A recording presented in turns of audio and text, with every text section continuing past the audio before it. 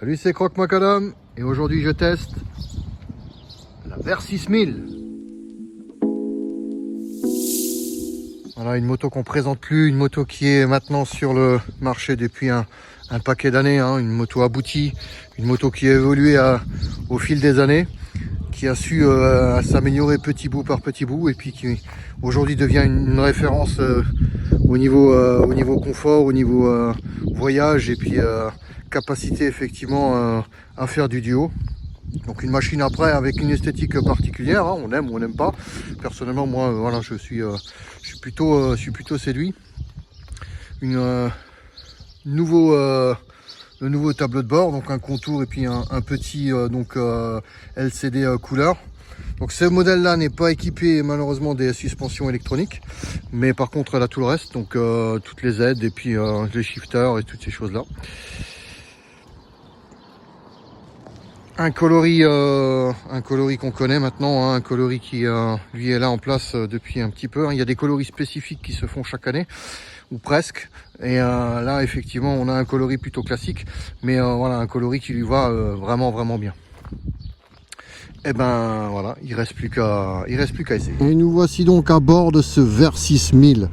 Voilà, une moto que j'avais eu envie de tester déjà depuis un petit peu, parce qu'on la voit, c'est vrai qu'on en voit beaucoup, une très longue carrière, une moto aboutie depuis des années, et on se dit, ben, elle a forcément quelque chose pour durer aussi longtemps. Et la première chose qui frappe tout de suite, c'est que elle a l'air énorme cette moto, mais elle est super agile. Franchement, je la trouve vraiment super agile. Elle est encore plus impressionnante qu'un GS. Alors, je parle pas d'agilité pure, mais la GS a cette sensation quand tu vois la taille de la moto, que tu roules dessus, tu te dis ouais, c'est pas possible qu'elle bouge comme ça cette moto. Vu le poids, et ben là c'est pareil, c'est même encore pire. Je m'attendais encore à moins de maniabilité, enfin à moins de je m'attendais pas autant à être surpris par en fait la maniabilité de la machine. C'est rigolo, c'est sympa. Alors attention aussi, c'est que les autres trails sont très souvent en roue de 19 aussi. Là je suis en roue de 17 et ça doit faire son effet effectivement sur la maniabilité, hein. Donc une moto qui d'entrée, tu le remarques, est très bien suspendue. C'est une moto où voilà, on aime, moi j'aime beaucoup le côté feutré du châssis. Alors une moto qui, là je tape un peu les freins, genre que du frein avant, une moto qui plonge un tout petit peu, hein, forcément par rapport à une Jet, mais c'est très contenu. C'est une moto qui effectivement, donc je disais, est agile. C'est une moto avec un châssis vraiment neutre, un châssis mine de rien assez raide comme ça. Raide dans son, c'est-à-dire qu'un châssis qui se tord pas en fait. Et donc on roule vraiment cette moto comme un roadster, hein. Et elle a vraiment du potentiel, un potentiel caché cette machine. On penserait pas, hein, mais on penserait pas qu'effectivement cette machine-là puisse rouler comme ça. Et c'est vraiment impressionnant la façon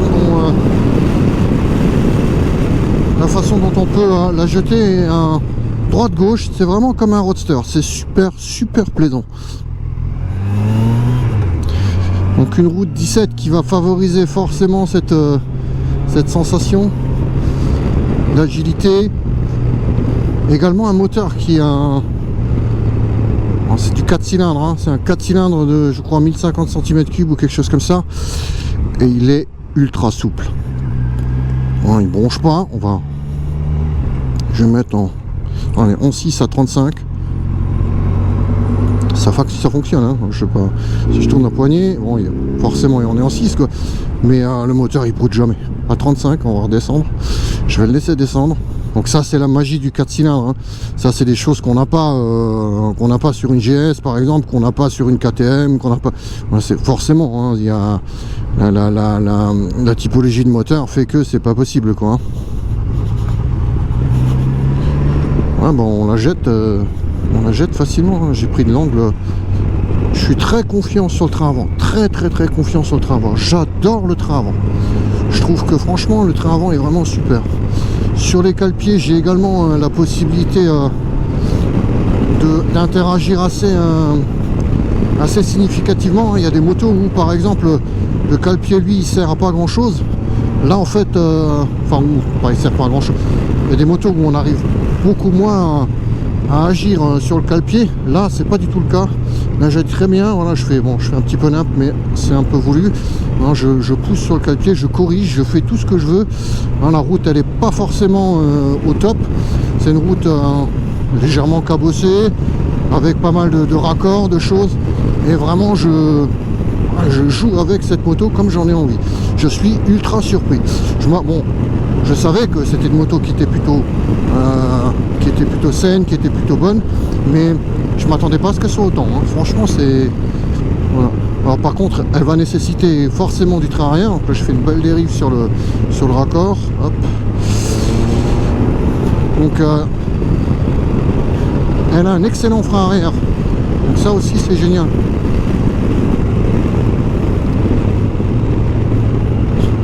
Là, je suis en mode road. Je testerai un tout petit peu le moteur tout à l'heure en mode sport. Je pense pas que ça se fasse une très grosse différence. Il y a beaucoup de raccords. Je choisis ma trajectoire. Là, j'ai pris voilà. J'ai perdu l'arrière là sur le raccord. Hein. Le raccord il était vraiment dégueulasse là. Mais non, franchement plutôt sympa comme moto. Alors elle est un peu sèche peut-être quand même. Donc je pense que la version avec les suspensions électroniques, ça doit être un plus. Ça doit être un vrai plus. En tout cas, je suis bluffé par la maniabilité de l'engin. Jamais j'aurais cru. Hein, et encore, je me doutais. Hein, je partais entre guillemets confiant sur le fait que la maniabilité elle était bonne, que voilà, elle avait rien à voir avec le gabarit de la moto. Mais à ce point-là, franchement. Et puis ce feeling du train avant, moi je suis très sensible à ça, enfin beaucoup, hein, on est tous sensibles au feeling, mais le train avant il est vraiment bien posé. Et ça, c'est super agréable, franchement. Alors bien aidé par des pneus qui vont bien. Hein. Donc il faudra que je regarde la monte tout à l'heure, mais on sent que les pneus, hein, c'est pas du pneu de trail, que c'est du pneu plutôt route. Et on sent effectivement que on a du grip, on a de la maniabilité grâce à ces pneus aussi. Et puis donc le feeling global, il est top.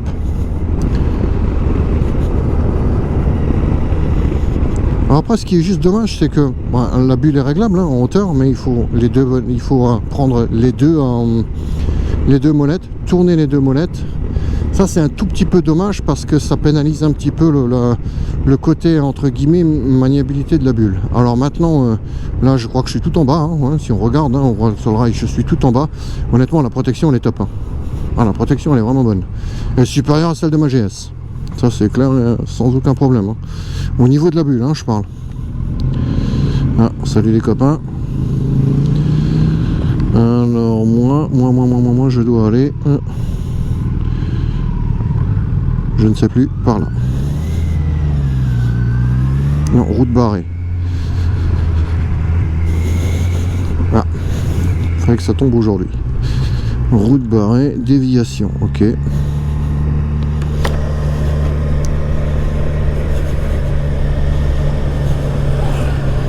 Donc on va faire un demi-tour et puis on va retrouver... Ah non, là-bas, déviation, c'est bon.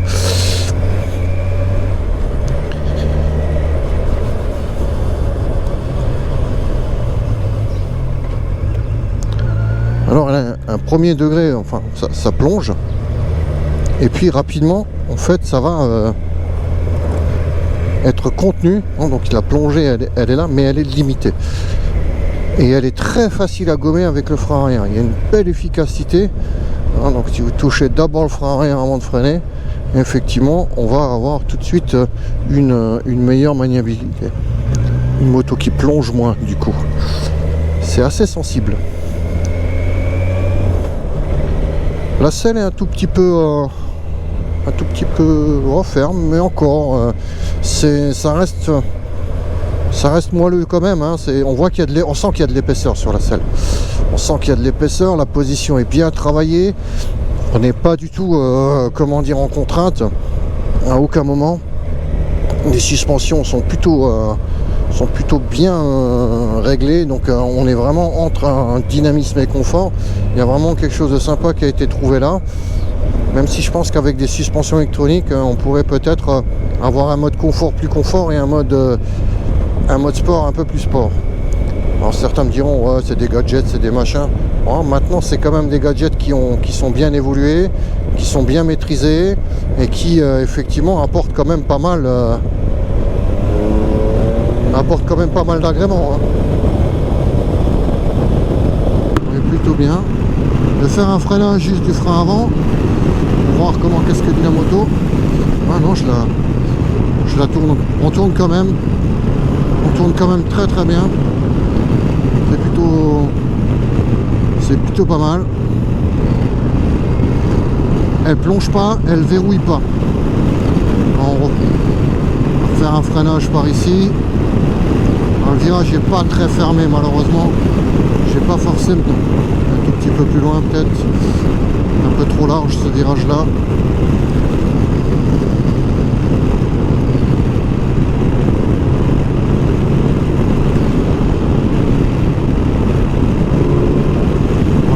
On remarque pas beaucoup hein, la différence avec le moteur. Donc bon là je vais pas avoir la chance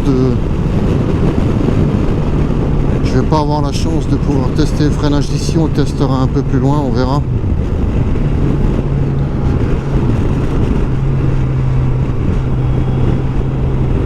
Alors je me suis mis en 3 volontairement. Salut le copain. On va attendre que ça soit droit. Je suis en 4000 tours.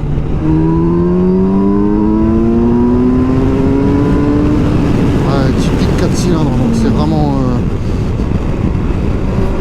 Ouais, c'est un moteur qui aime monter. Hein. C'est sympa de le faire monter comme ça. Hein. Ah, la sonorité elle est jolie. Hein. Bon après Kawa c'est réputé quand même pour ça.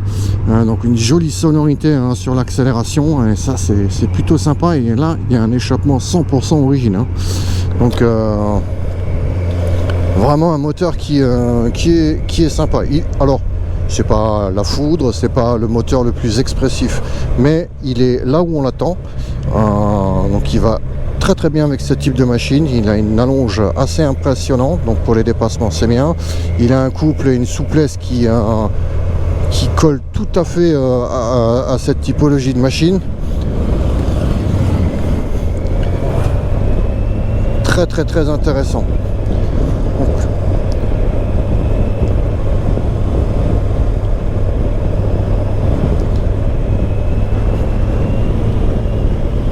Ouais, et hop, ouais, ça va tout seul. Hein.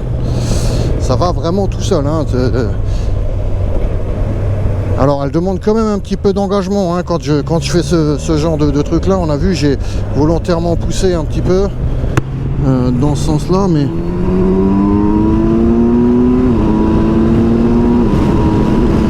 ouais, voilà, il n'y a pas de débat hein. La moto, les watts elle les a, pas sa vocation hein, mais les watts elle les a. Franchement c'est plus que suffisant. C'est surtout, alors moi j'aime les moteurs hein, qui sont exploitables. Voilà, c'est 100% exploitable. Là, on peut mettre la poignée en grand, pas de problème. Le shifter il est super. Le shifter il est vraiment tout doux. Ça passe crème. Il y a zéro accroche, il n'y a rien. On sent que vraiment le shifter il est vraiment tout doux. Donc toute la mécanique de toute façon, hein, souple, avec une belle envolée, une belle expression. Enfin, il chante vraiment bien quand on le monte dans les tours. Vraiment un moteur un ensemble moteur boîte qui est super sympa. Très peu de défauts en fait hein, sur cette moto, malgré son âge en fait. Hein, c'est une moto qui est là depuis un sacré paquet d'années. C'est une moto qui évolue. Hein, donc Kawasaki a amené je ne sais combien d'évolutions là-dessus. Il y en aura peut-être encore une prochainement, je ne sais pas. Mais ouais, c'est une moto qui maintenant arrive à avoir très très peu de défauts. Hein. On sent, c'est bien contenu, hein, les suspensions, malgré le fait que ce soit pas électronique, pas de scie, pas de capteur, pas de choses comme ça. Voilà, on a quand même quelque chose qui est très très réussi.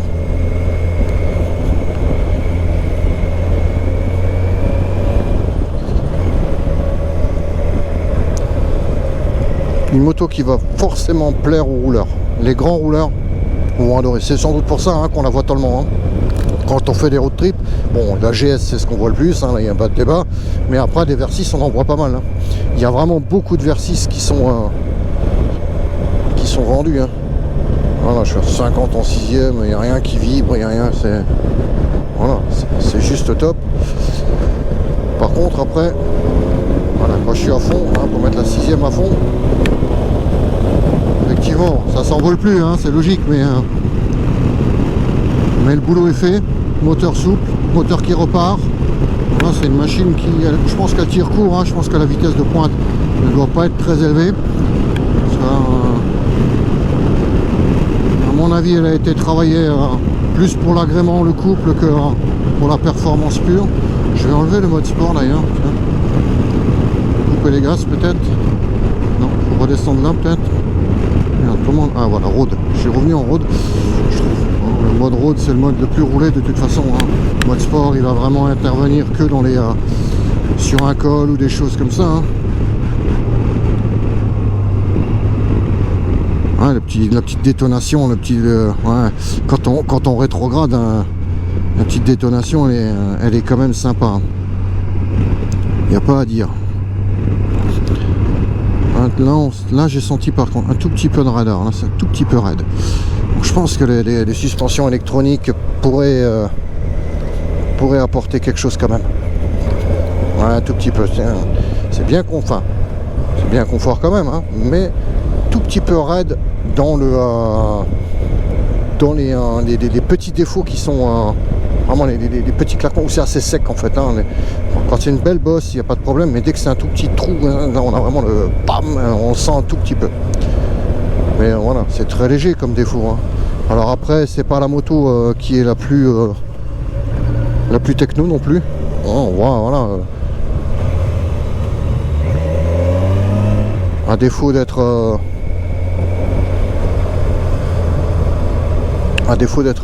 d'être plus cher, hein, elle est aussi un tarif ultra intéressant, hein, donc ça c'est plutôt bien.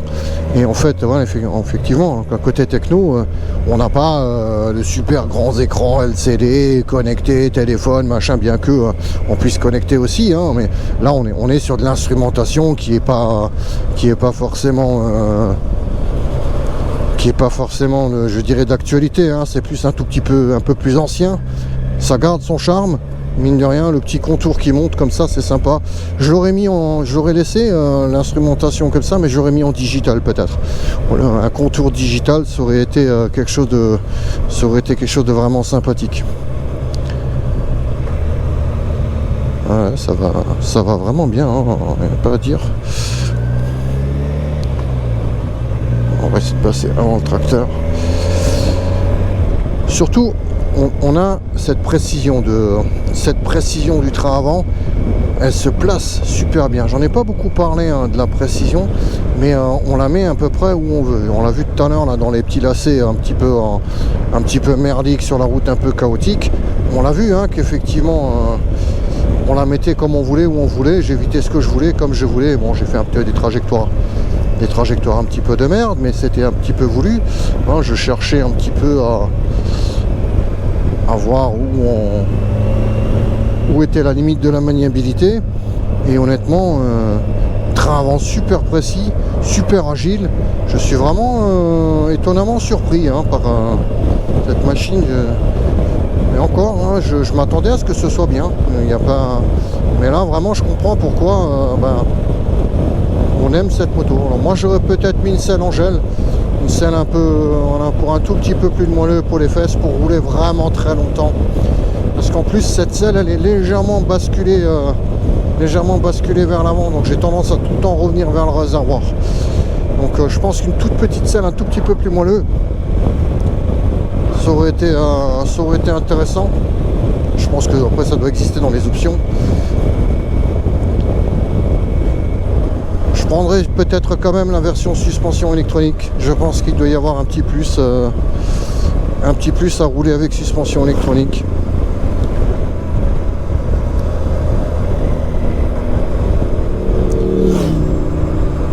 Et après, il y a encore un autre coloris qui est classique aussi, hein, mais noir et vert. Là, il y a un peu de gris avec, mais noir et vert. Je pense que je la prendrai noir et vert. Noir et vert, suspension électronique, et puis une selle un peu plus moelleuse, et puis allez, roule.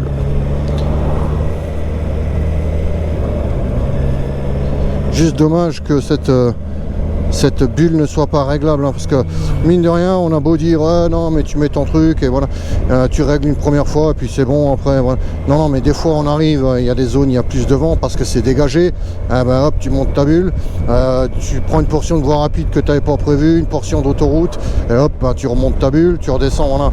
Tu arrives dans les endroits un petit peu sympas, les sous-bois, tu n'en as pas forcément, voilà, tu peux la redescendre parce que mine de rien ça laisse passer un peu d'air, hein, quand elle est descendue, donc ça fait forcément quand il fait bien chaud, tu es content de pouvoir la descendre facilement. Donc voilà, c'est juste ça, c'est vraiment dommage ce côté là de ne pas avoir une bulle réglable plus facilement que ça, quoi. Bon, après il suffit de se mettre sur le côté, voilà, ça prend 30 secondes et puis voilà quoi. Mais quand même, voilà, ça aurait été sympa. Ça, je pense que ça c'est très bien vu. Je pense que, parce que là je sens quand j'ouvre le casque, je sens vraiment que j'ai un espèce de petit flux d'air là qui passe. Donc je pense que ça a été bien travaillé. Je pense qu'effectivement la bulle est haute, donc elle me passe vraiment au-dessus du casque, hein. Je fais 1,85 m pourtant, donc ça je trouve que c'est sympa. Et je pense que ce petit côté là pour ramener de l'air frais, hein, Kawasaki y a pensé, et franchement je trouve ça sympa. Parce que ça, mine de rien, je le sens. Hein, des fois, on est là, on voit un truc, on dit ouais, c'est censé être pour ça. Mais non, quand je roule, effectivement, je sens vraiment qu'il y a de l'air qui passe par là, et puis qui, effectivement, te permet d'avoir un tout petit peu d'air frais quand tu ouvres ta visière, juste pour ne pas cuire. Je pense qu'aussi, du coup, vu que l'air passe, elle va aussi rentrer dans les ventiles du casque. Parce que souvent, hein, l'ennemi, en fait, l'ennemi de la bulle qui protège super bien, en fait c'est qu'elle protège trop, et puis que du coup dans le casque il fait super chaud. Donc ça c'est plutôt bien. On a une petite prise 12 volts, hein, donc ça c'est intéressant aussi parce qu'on peut mettre du coup il y a des adaptateurs, des choses comme ça qui existent où on peut mettre 2 USB, des choses comme ça, et donc brancher un GPS plus un téléphone, c'est faisable. Donc du coup souvent, parce que là par exemple moi j'ai un seul USB, et du coup voilà, en plus la façon dont il est fait, il est étanche et tout, donc la façon dont il est fait, c'est un peu plus compliqué de mettre plusieurs appareils. Donc là ça c'est plutôt sympa. J'avais ça sur la Katoche et j'avais bien aimé. Donc là bon, maintenant sur la BM j'ai un Cradle qui me charge le téléphone en induction, donc ça me permet de gommer le truc. Mais sinon, hein, si je voulais charger 2 appareils, ça aurait été plus compliqué. Après la GS est un tout petit peu plus enfin non, je raconte une connerie, je voulais dire qu'elle est un peu plus ancienne de conception, mais non, la Kawa aussi, hein, c'est une ancienne moto, hein, de conception, hein.